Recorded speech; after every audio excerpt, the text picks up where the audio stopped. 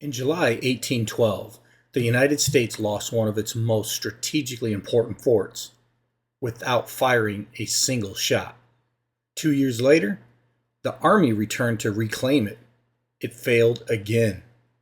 How does the same nation make the same mistake twice? The answer isn't simply British strength.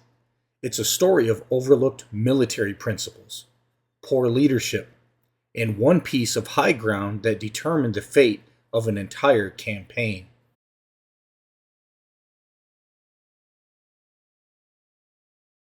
When most people think about the War of 1812, they picture the burning of Washington, the Battle of New Orleans, or perhaps Oliver Hazard Perry's victory on Lake Erie.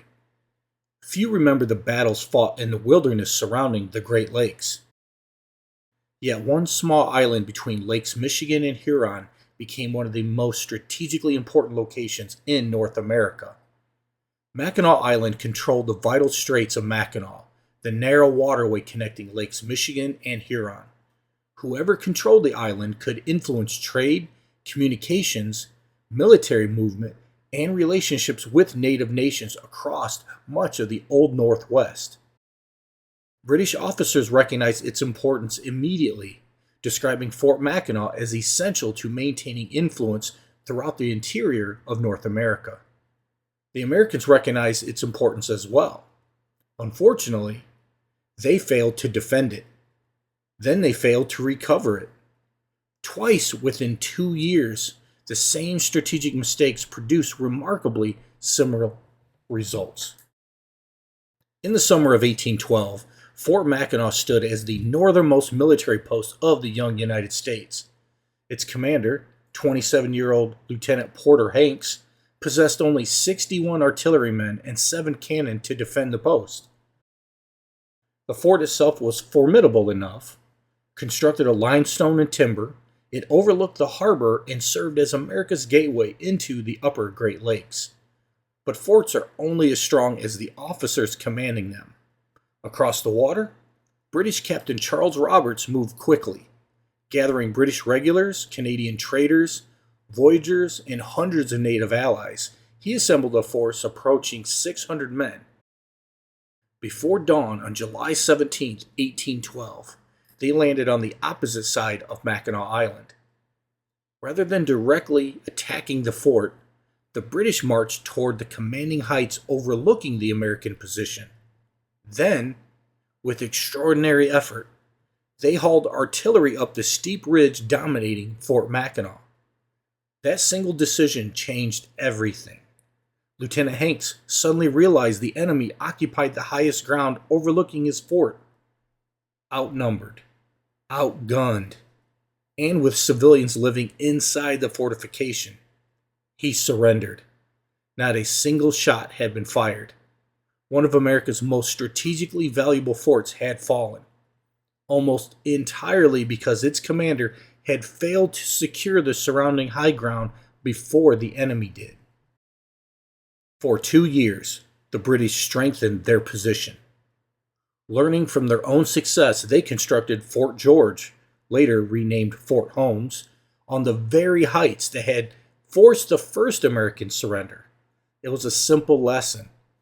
Never allow your enemy to control the high ground above your defenses. By 1814, the United States decided to reclaim Mackinac.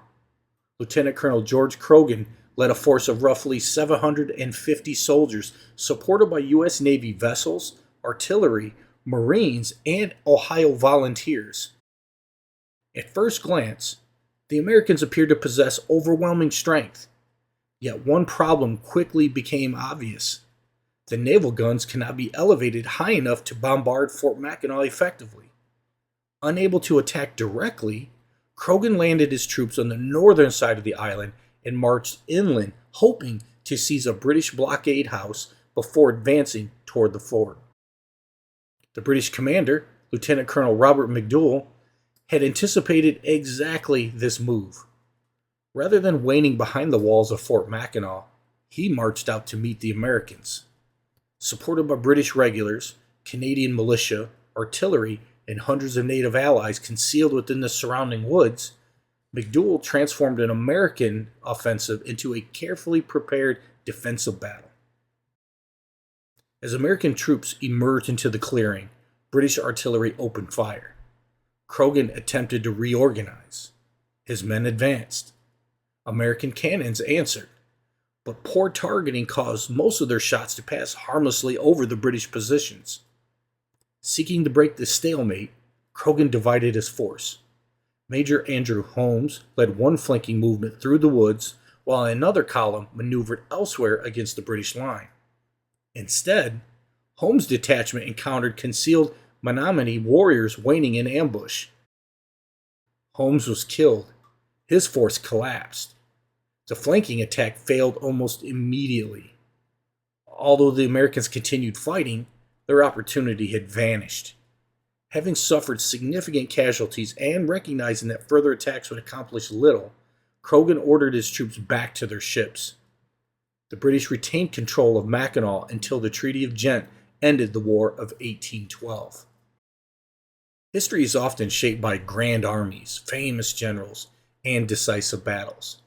But sometimes it turns on something far simpler: a hill, a ridge, a commander who understands the terrain, or one who doesn't.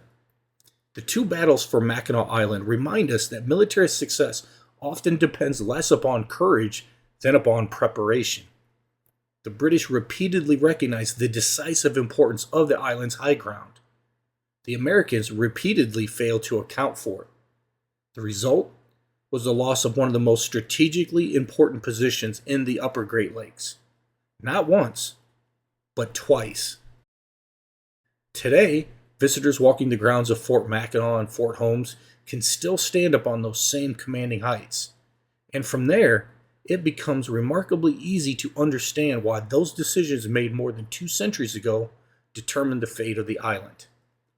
I'm Michael Stroud, and remember, history matters because people matter. Thank you so much for watching. If you enjoyed this episode, I'd appreciate it if you would like this video, subscribe to History with Michael Stroud, share it with someone who enjoys history, and leave a comment below. Every like, comment, and share helps more people discover the channel and allows me to continue bringing these stories to life. I release new history documentaries every Tuesday, Thursday, and Sunday, so be sure to click the notification bell so you never miss a new episode. For more historical articles, speaking information, and my latest research, please visit michaelgstroud.com. Thank you again for watching, and I'll see you in the next episode.